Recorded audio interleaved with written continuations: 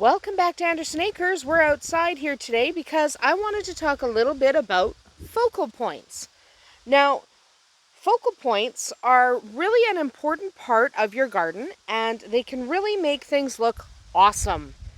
So, big or small, no matter how big your space, so this is a fairly small space, but you can still benefit from a focal point.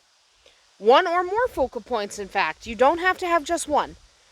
So what is a focal point? Well, a focal point is something that catches your eye, okay, provides a starting point for viewing and appreciating the space. So it's anywhere where your eye goes naturally. So in this area, if we were walking here, your focal point is probably Tequila in the window. She doesn't want to come out. It's been raining and the grass is gross. So she doesn't want to come out. But Tequila in the window, that's a focal point. But if you were walking up here, your focal point is going to be this planter in the middle. Okay, because it's got the sign, and that's where your eyes go first. That's what a focal point is. It catches your attention and drags you in. Okay? It doesn't have to be large, so that's, for the space, that's a fairly decent sized focal point, but we'll walk this way and show you a smaller one. Because remember, this bed back here is not going to end up the way it is. It's just, a lot of it, what's in there is temporary. So they don't have to be a large focal point. It just has to attract attention.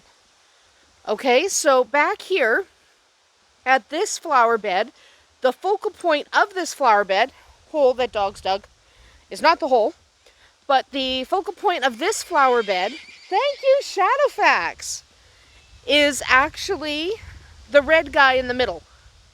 Okay, it is approaching fall, so these guys are either already harvested or getting ready to be harvested. Anyway, that guy is going to be my focal point here. Okay, so we're going to have a lot of interesting plants in this area, and it's going to be really cool, really fun, and really what's going to happen is this guy's going to be the center of it all because he's really pretty. He's going to get bigger.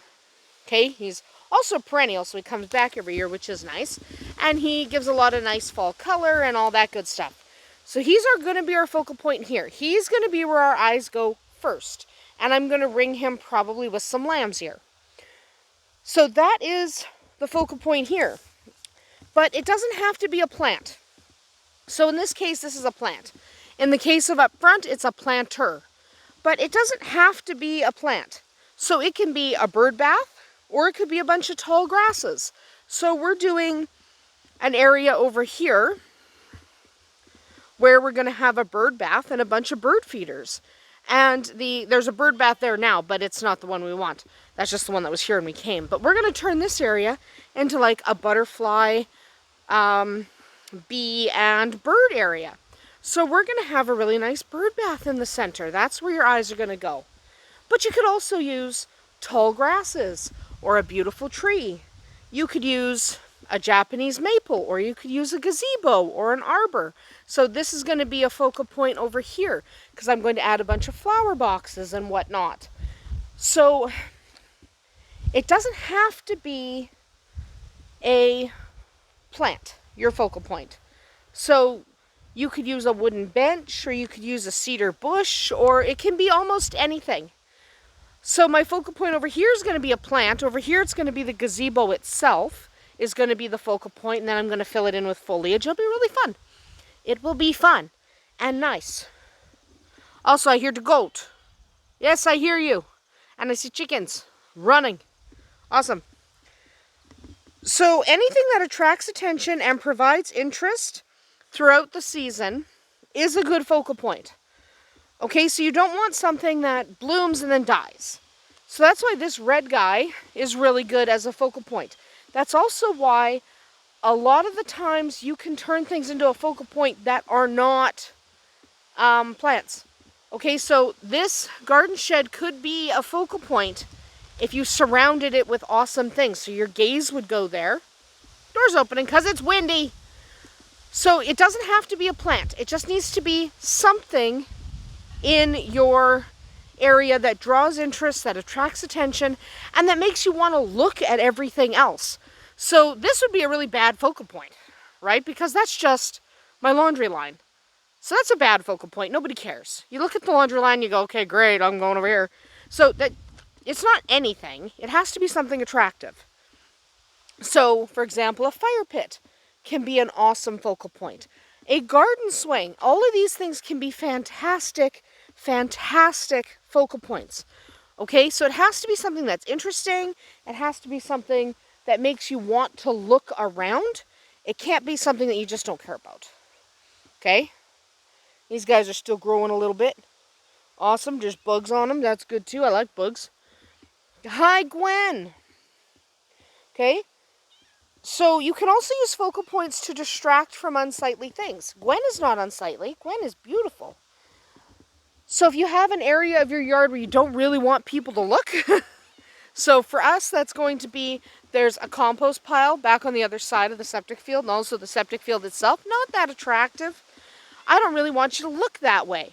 So if I do a focal point, and I'm going to do a focal point over here. We're going to build the quail something really cool, something that's fun to look at, so that when you're out here, your eye goes over here. And we're going to paint the barn and do some cool stuff on the barn, so that when you come around the corner of the house, your eye goes here and not there. Because over there are things I don't want you to look at.